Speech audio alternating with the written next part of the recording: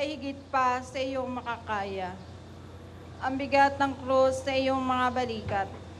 Ang bigat ng mga pag-aalipustang ipinukol sa iyo ng nagkakagulong mga tao ay nagpabaksak sa iyo sa lupa.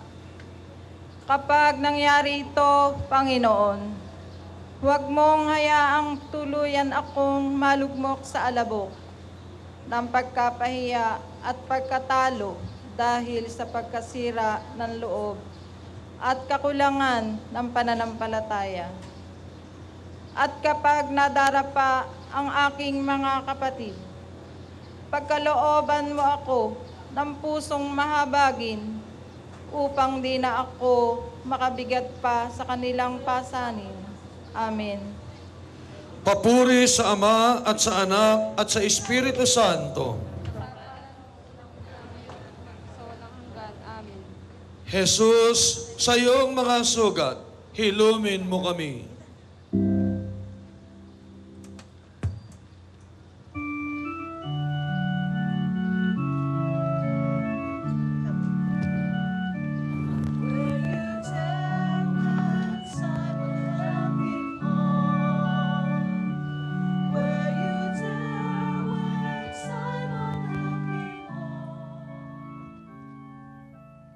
Ikapitong estasyon. Tinulungan si Jesus ni Simon na taga Cirene sa pagpapasa ng krus. Sinasamba ka namin at pinasasalamatan, Panginoong Hesukristo. Sapagkat sa pamamagitan ng iyong banal na krus ay niligtas mo ang mundo.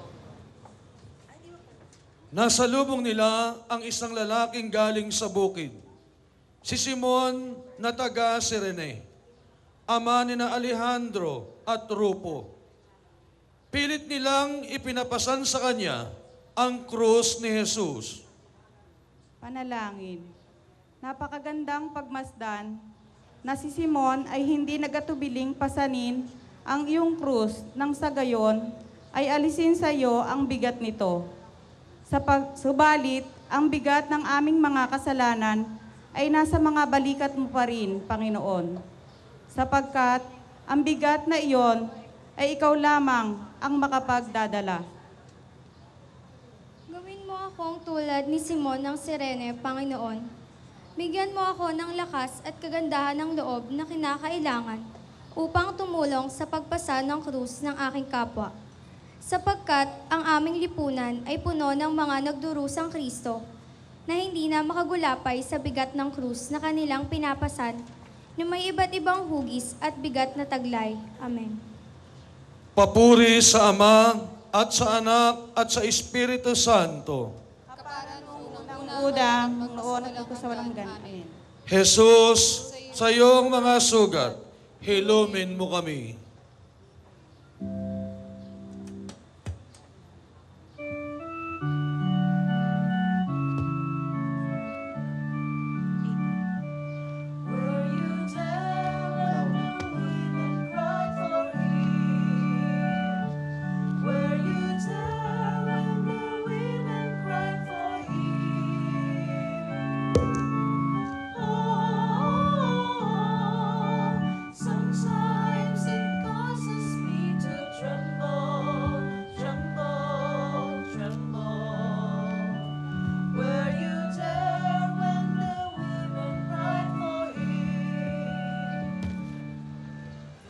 Ikawalong istasyon.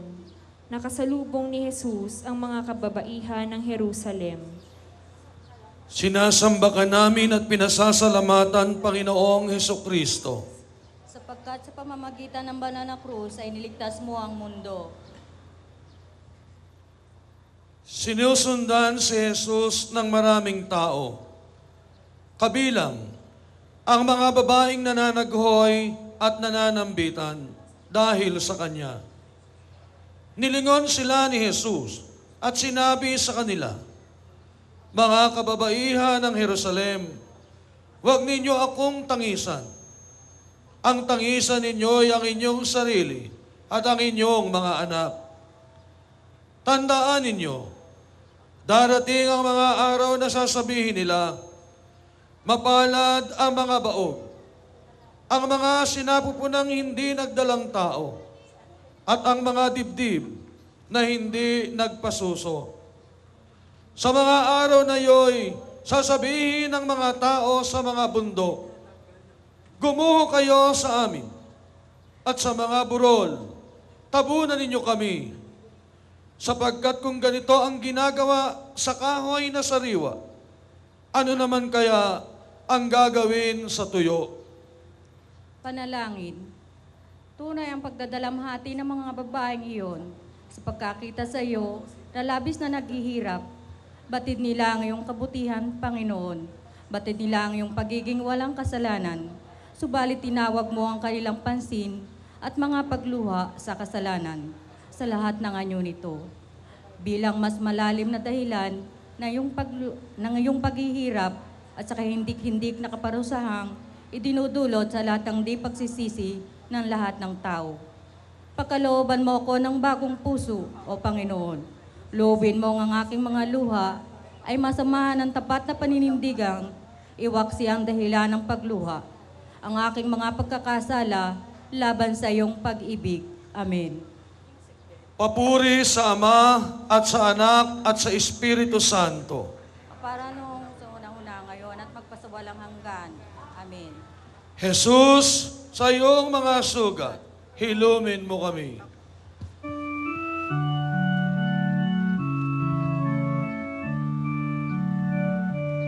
Were you there when they nailed him to the cross?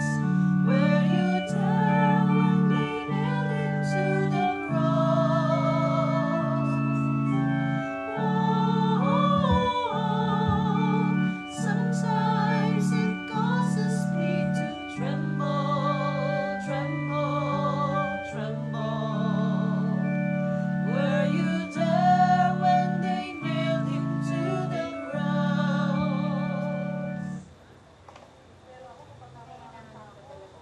Ikasyam na estasyon.